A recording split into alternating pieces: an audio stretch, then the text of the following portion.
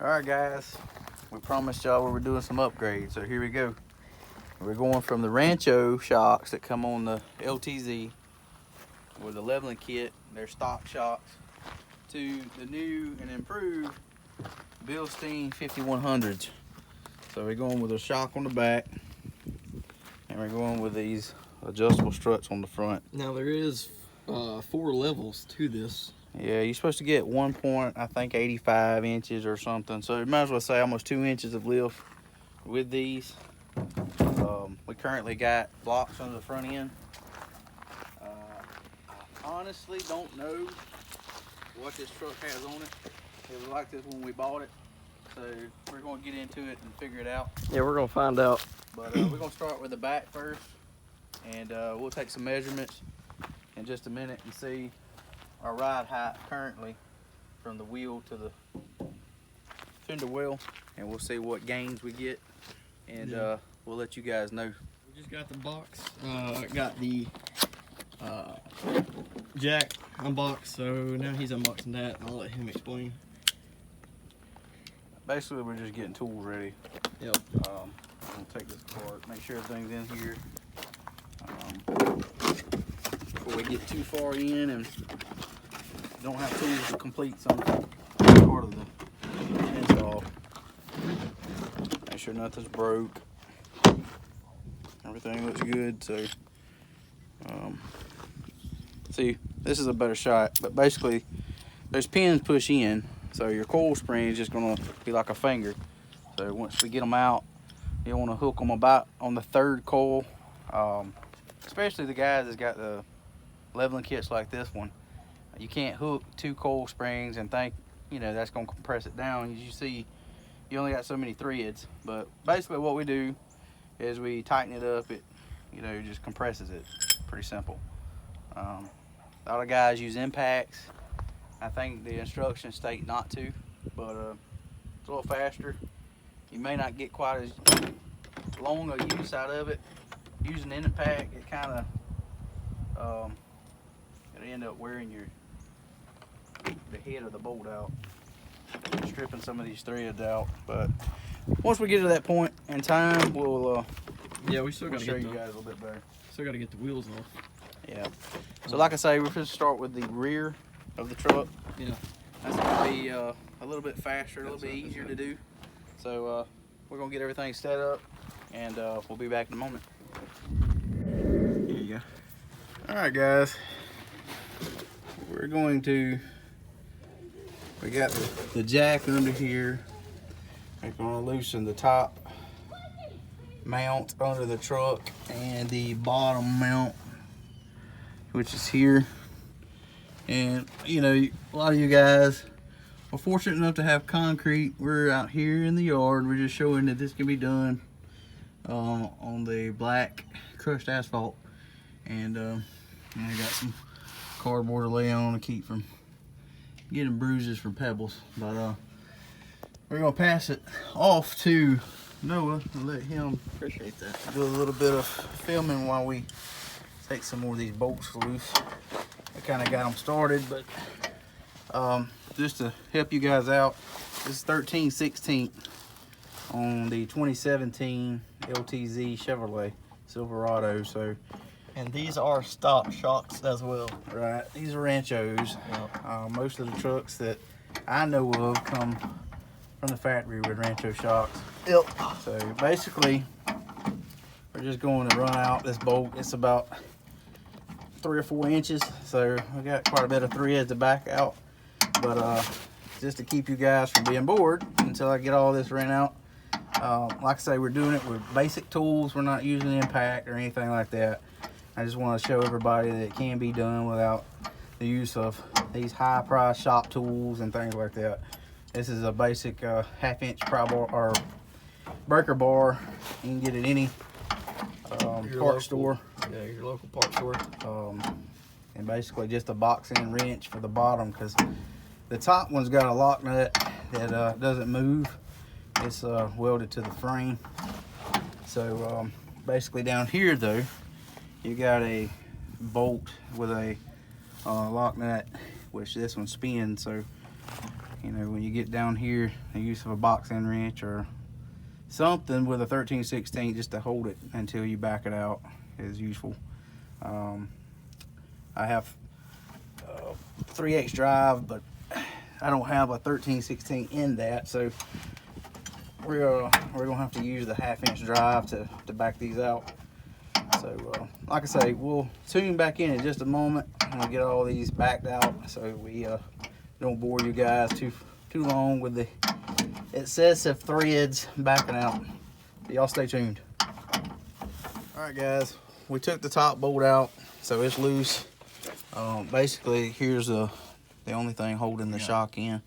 And like I say, the pry bar I was telling you about, there's a little groove just enough on the base of this. I don't know if you can get that on camera, but you can slide it in here. Just like that. Just lift slightly, and your bolt will be, man, to just kind of wiggle it to get the bolt to back out. Give it that little love tap. There you go. And basically, good Lord. Just be careful because that shock's going to fully extend once you take the pressure off. Literally. So you guys seen that. So basically, here's the shock, fully extended. Once we get out from under the truck, we'll show you guys more. We'll show you a little bit more when we can compare the two. Here's with the, I don't know if you guys can see that, but I believe right there is where the shock was at.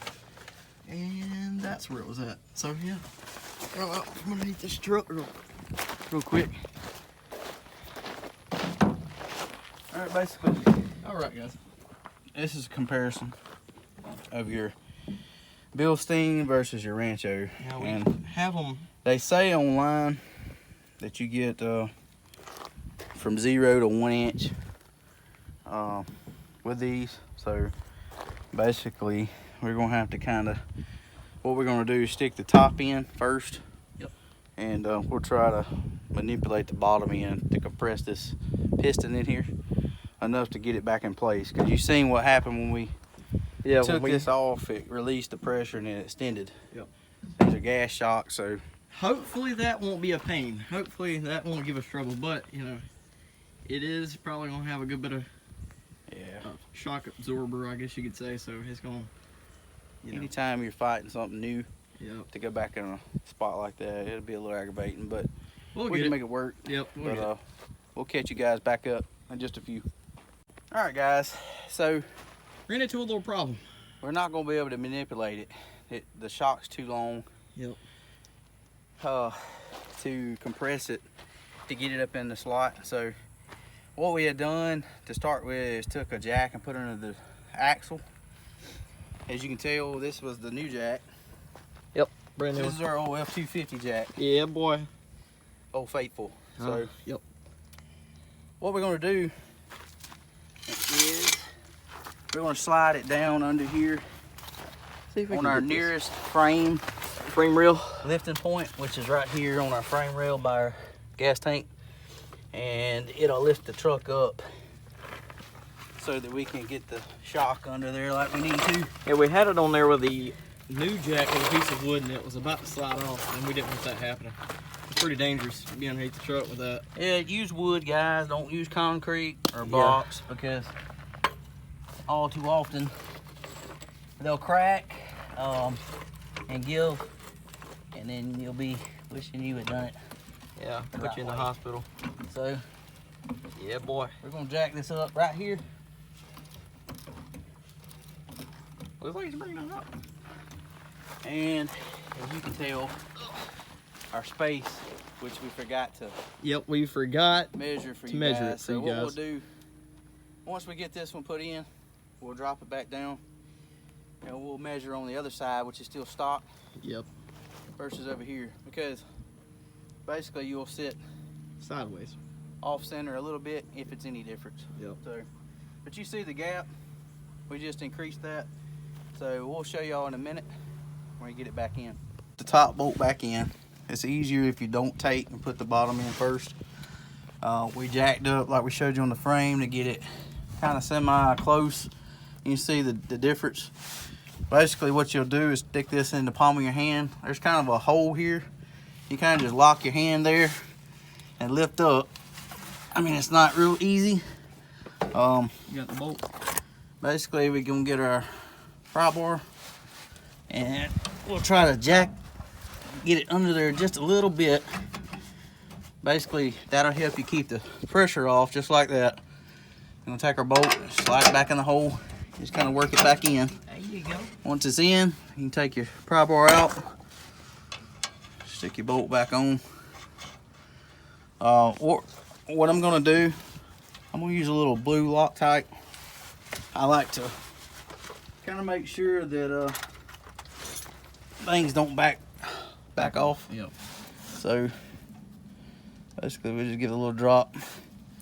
That's running down the threads. I know you probably can't see it on the video, but as you spin your bolt back over, it'll catch up. So basically that's it, guys. We're just gonna kind of tighten everything back down. It was as simple as that. We're gonna catch you guys in just a minute. Get all this snugged up, and then we'll move over to the other side. But we'll take those measurements for you guys, and Yep. be sure to Stay tuned. let you know. So basically, we're looking at about 7 See, the lighting's bad, really. about 7¼ inches from the tire to the fender well. See if we can get that to focus. And Probably not. oh, there it goes. Okay. So we'll see what we got afterwards. We couldn't tell on the other side because we took it off and forgot to get a measurement. But we're gonna get set up, slide everything over, and we'll see you back in a minute. All right, guys, we took the nut off this bolt. This one up here don't have a nut. Like I told you, it's welded on. So basically, we're gonna do again. Take our crowbar. There's a little gap here. Yep. You just shove it under there slightly. See, it takes the pressure off your bolts. So we're gonna take the bottom bolt Slide that out. There you go. and we're gonna ease it down Just while like holding it. All right, and it's decompressing, see? there it goes. So basically, just gonna reach under here, Trying to get this bolt off. finish taking the bolt out. Yep. Because it's threaded. Like I say, you have to back it all the way out. Over on this side, the exhaust is in the way, but Yep. basically, And there she is. that's it. All right, so we'll reevaluate Yep. on the back of the truck a minute. Because I just hit my head on We'll the step take a- bars. Take a look, but this is the top bolt, so we don't want to get those mixed up. Yep, don't get that mixed up. All right, All right. we'll tune in a moment when we get back out. Evaluate things and stand up, not hit our heads, but Yep. this is what you run into. We got a little rust. The paint's chipping. I mean, these shocks. This truck's a 17 with 80,000 miles on it. So Now, what would you rate these shocks? these, to me, we've got the K10 build going as well. This is what the K10 has on it. I think it's like a Rancho 5000 or 9000. Basically, they're really, really stiff. All you guys that owns any kind of modern, or I'd say probably from a 14 to a 19 LT, LTZ, you probably know what I'm talking about with the ride. You hit a bridge, lip, or a pothole and it feels like you've ran over a dump truck. But basically, I read reviews online as well. I've never ran Bilstein before. They got really good reviews. I wanted them primarily because of the strut. Got the shock back in, the top snugged up. You don't want to tighten it all the way until you get everything back where it's supposed to be. And we put the Loctite on. Also, we found a socket for a 3/8 drive because it's kind of like digging out of a block building with a spoon. Doing it with the breaker bar, so Yep. it's just not designed for, Take four. you know, it's kind of close confinement under here, so we kind of just want to speed things up a little bit Yep. and get to the front end, because I think that's where all the time's going to take to get things done. But Literally, guys, this thing, like this side and then that driver's side, did not take long at all. What would Yeah, you I say, mean- like 5 minutes maybe for both sides? well, once you get under here actually doing it, I would say probably 10-15 minutes per side. I mean, it knocked I these mean, two this bolts is- out, and it was easy. This is pretty easy. Yeah. But anyway, guys, I'm gonna help him with this real quick, getting this tight, and then we're gonna jump to the front. So we'll catch you guys when we get to the front. we lost maybe, Yep. I think we were at 7.5. We'll have to look back on the video. But we were at 7.25.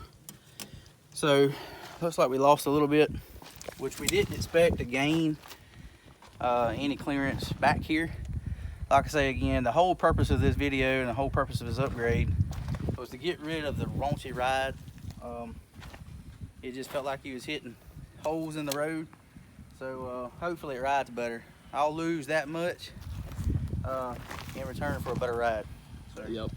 we're gonna get reset up to jump on the front end. So y'all stay tuned. This is what we done, guys. We got a jack stand under here. We jacked up the front end. These are designed to come out without taking anything loose. You just pull your wheel off and you'll take the three. Most trucks that I've seen got 3 nuts sticking through, or bolts with nuts on them. This truck has actually got 3 Allen wrenches. So Which is wonderful. it's a 5/16 Allen wrench, just in for the case top, anybody's wondering. and then we'll take the 2 bottom mounts loose. I looked from the top where most trucks you can get to it. This one looks like a jungle on the top side, so it was just easier to get to from the bottom. Which, I mean, you can't really tell. So basically we're just going to take these things loose. Like I say, we got another jack, so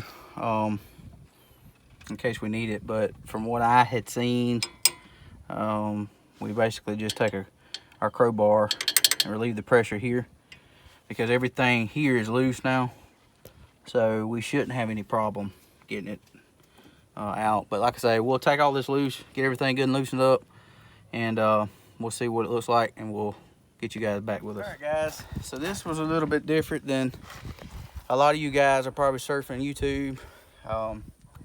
I've done these before, not on this particular truck, and in the past I've never had it this way. Like I say, these had 5/16 Allen heads for the tops of the coils for the strut, and we do have a leveling kit on it, like I told you guys. But typically y'all do some YouTube searches, you're gonna find where they basically take the 3 nuts off on the top. You'll take the 2 bottom bolts out of the bottom of the studs, or where the bottom of the strut, should I say, mounts, and they just basically, you know, shake it loose with a crowbar. Well, it didn't work that way. I knew we had to take the sway bar links loose to get some extra play here. Basically, this upper A-arm, we took it loose, the tie rod in. So basically, we just put the small jack under the lower A-arm, swing arm, and we got it supporting the weight right now to keep the brake lines, and I guess that's a sensor. well, this actually is supposed to keep it's a wheel sensor.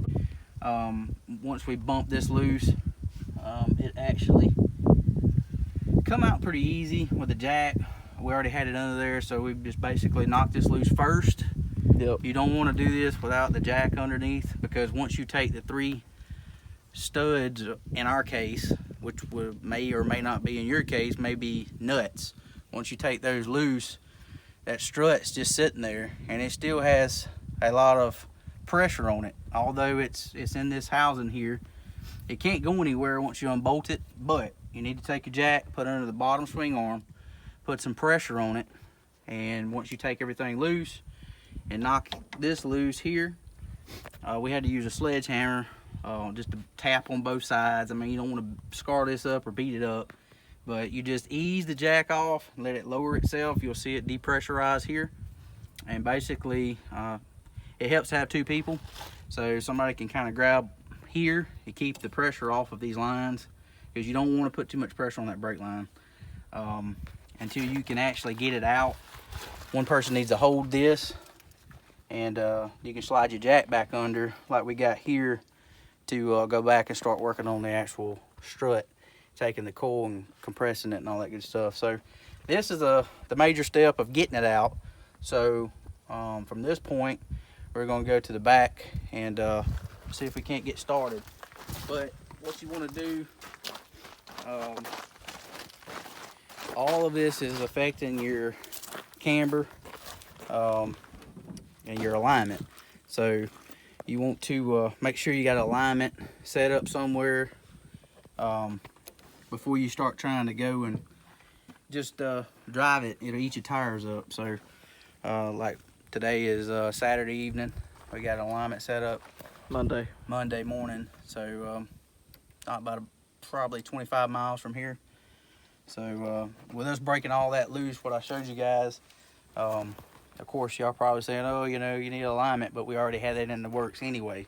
Because like I say, once you change, once you go from a stock ride height or equivalent to what's on the truck now, if you increase it, if you increase it in any inches more so than what it is, that's going to adjust your alignment. So if you need to get alignment done, like I say, if you stay stock, if you change the stock shocks for a set of stock, you know, aftermarket shocks, you do not have to do your alignment unless you break everything loose like we did. In our case, we're going to do it. I would do it personally anytime you mess with the front end, just to make sure everything's good. It's a small insurance policy because, I mean, like the tires we're running, you guys can come see, you know, it's like we have 22 55 or 285 55 22s on here. So a set of these are, you know, anywhere from $1,300 to $1,600. That's Nittos, trail grapplers on Denali rims. So a 22-inch wheel or tire is not cheap.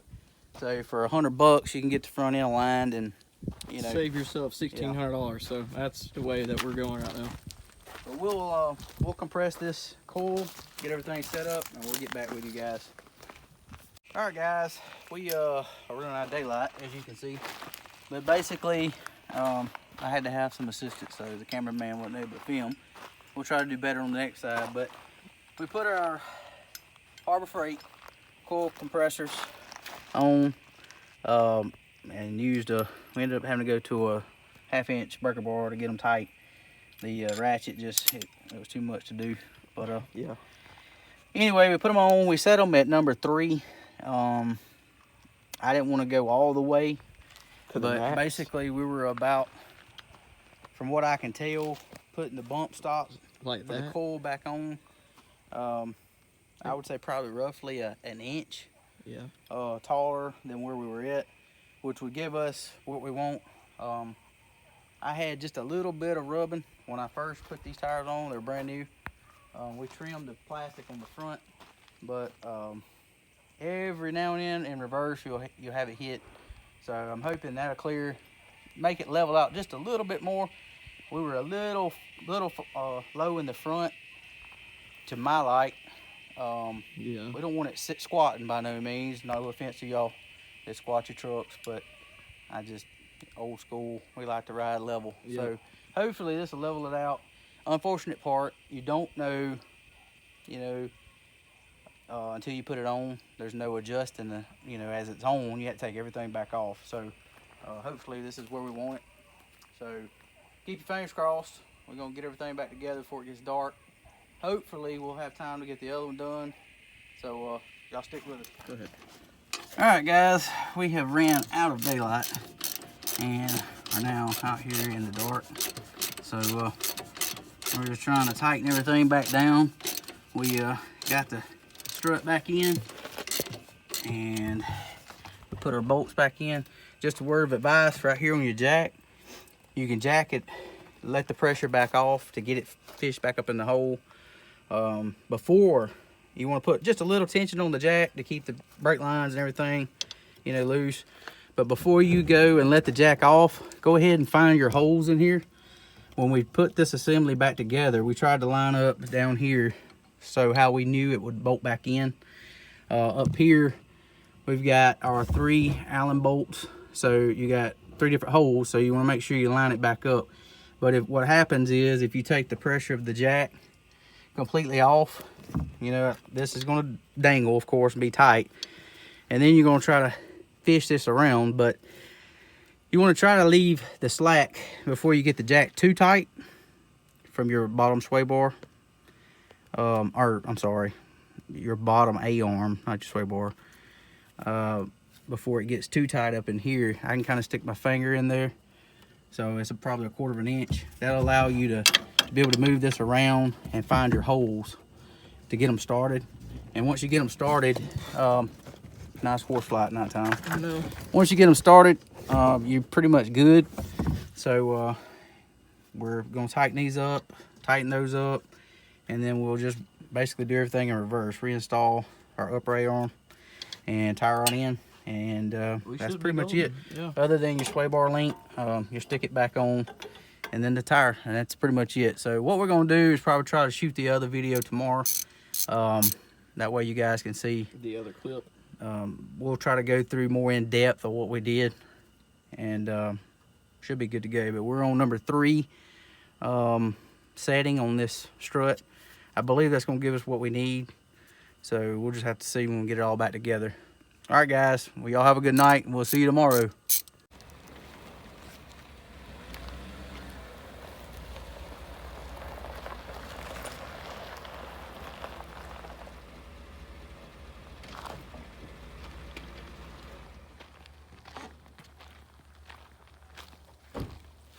What's up, guys? We back with y'all.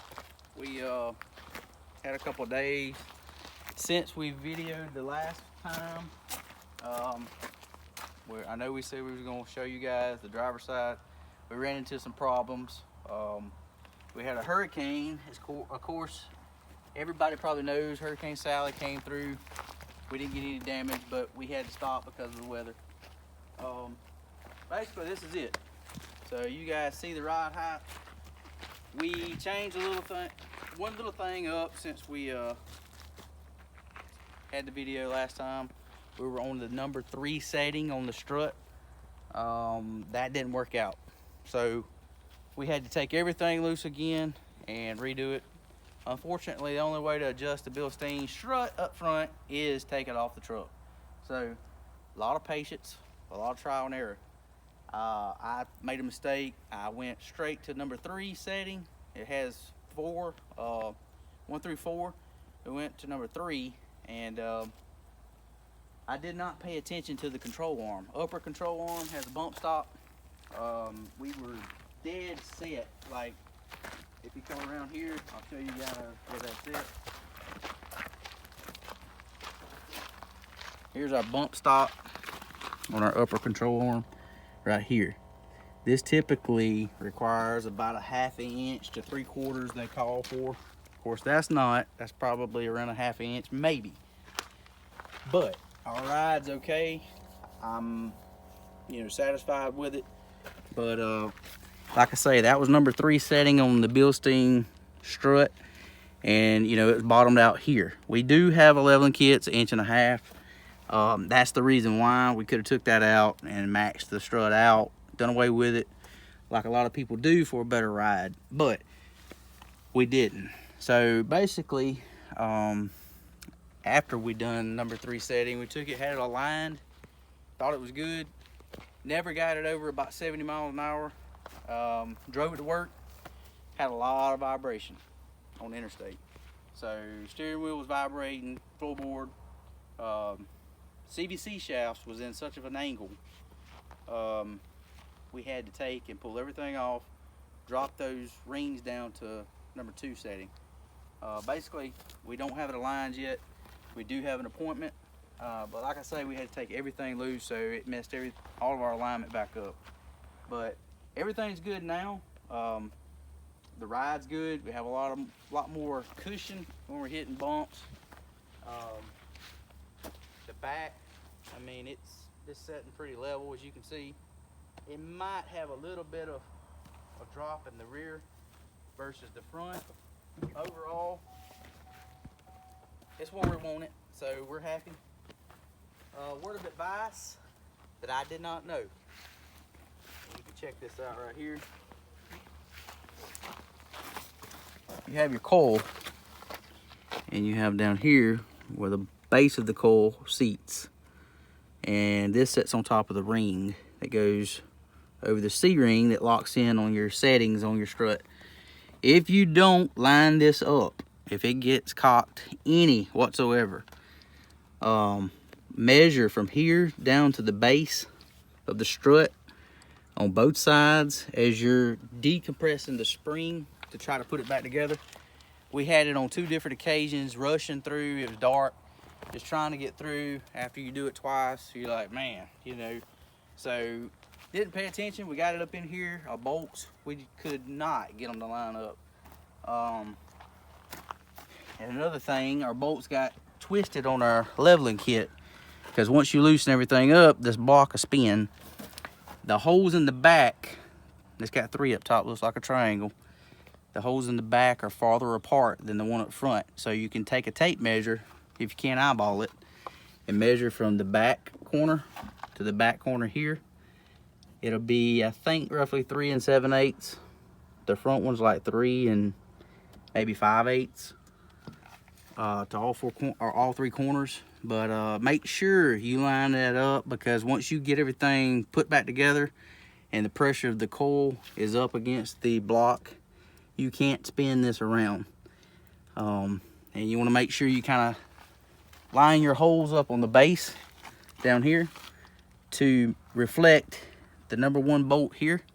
Needs to be facing out, and you can line it up at the base. You want the long side facing out with the top bolt. That way when you set everything back in there, it lines up. And like I say, make sure, if you don't do anything else, make sure when you're decompressing to have that seat lined up as best as possible. Take a step back, you want to look at it. I mean, even if you have to get somebody else to set it up, hold it, look at your top of your block, if you have a leveling kit like we do, versus how your strut's running. If it's not completely vertical, you want to reevaluate, take a look, and make sure you got everything lined up right, because you will not get it back in the hole, I promise you, from experience, twice. So with that being said, other than that, if you make sure everything's lined up, take a little time, it's super easy to do. So you guys can take a peek this side. I mean, we got the wheel cut so you can kind of see, you know, how everything's setting. And like I say, this is stock control arms. The only thing that's modded, I guess, would be your 1.5" kit, leveling kit, and your Bilstein. So for about 500 bucks, it's a pretty good upgrade. It helps the ride out. I would do it over again, but you know, pretty much that's it, guys. And be sure to like our channel and subscribe. We have the K10 coming. Now that we're through with this project, we're gonna get back to it. The carburetor's coming in about 3 days. We've got parts in the truck. We got alternator, water pump, new belts. Just gonna dress it up a little bit. It's an eyesore right now, but you guys have seen the videos, and we're gonna have some good things coming. So be sure to subscribe and follow us. Thanks, guys.